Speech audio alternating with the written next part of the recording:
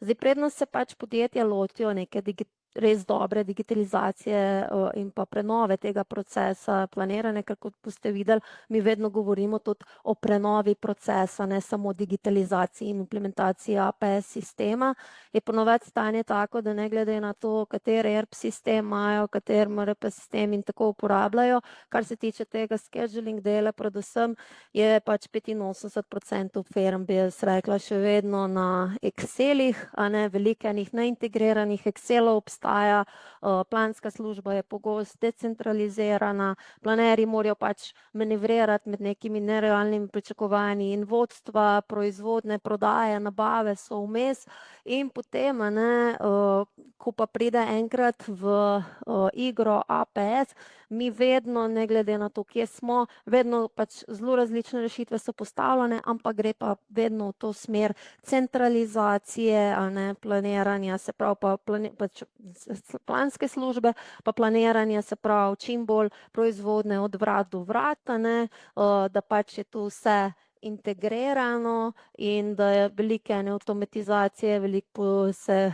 pospeši, ko je prej veliko enega ročnega prepisovanja, ažuriranja, iskanja, kje smo, da imaš potem vse na enem mestu. SLZ vozlišče znanj in izkušenj. Digitalna preobrazba ni izbira, je pot.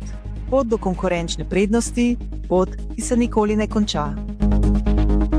Dobrodošli v digitalnem masterclassu Rešitve v praksi. Vstopite v svet uporabnih znanj, tehnoloških rešitev in konkretnih praks, ki podpirajo vašo pot digitalne preobrazbe. Dobrodošli tam, kjer se teorija sreča s prakso.